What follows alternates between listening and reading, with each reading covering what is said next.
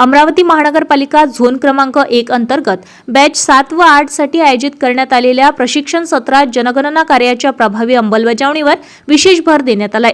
या प्रशिक्षणादरम्यान सहाय्यक आयुक्त नंदकिशोर तिखिले यांनी रामपुरी कॅम्प येथील प्रगणक व पर्यवेक्षकांशी सविस्तर संवाद साधत त्यांना जनगणनेचे महत्त्व पटवून दिले।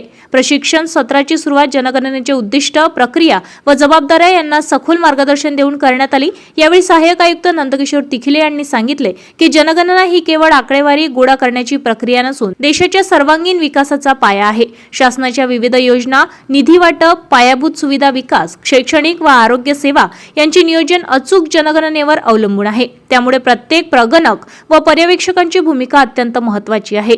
सहाय्यक आयुक्त नंदकिशोर तिखिले यांनी पुढे स्पष्ट केले की जनगणनेदरम्यान नागरिकांकडून मिळालेली माहिती ही गोपनीय ठेवली जाते आणि ती केवळ शासकीय नियोजनासाठी वापरली जाते। त्यामुळे नागरिकांचा विश्वास संपादन करून त्यांच्याकडून अचूक माहिती मिळवणे हे प्रगणकांचे प्रमुख कर्तव्य आहे। त्यांनी उपस्थित कर्मचाऱ्यांना जनतेशी सौजन्यपूर्वक व संयमाने संवाद साधण्याचे आवाहन केले।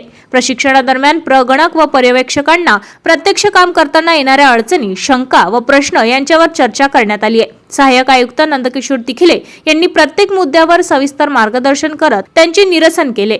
तसेच अत्याधुनिक तंत्रज्ञानाचा वापर, डेटा संकलनातील अचूकता, वेळेचे नियोजन आणि अहवाल सादरीकरण याबाबतही सूचना देण्यात आल्या।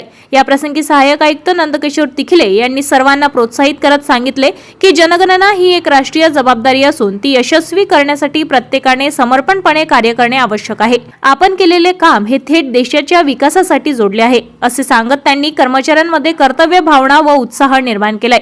प्रशिक्षण सत्रामुळे उपस्थित प्रगणक व पर्यवेक्षकांमध्ये जनगणनेबाबत जागरूकता वाढली असून त्यांनी आपले काम अधिक जबाबदारीने पार पाडण्याचा निर्धार व्यक्त केलाय। या उपक्रमामुळे झोन क्रमांक 1 मध्ये जनगणना प्रक्रिया अधिक प्रभावी व सुयोग्य पद्धतीने पार पाडण्यास मदत होणार असल्याचा विश्वास व्यक्त केला जात आहे।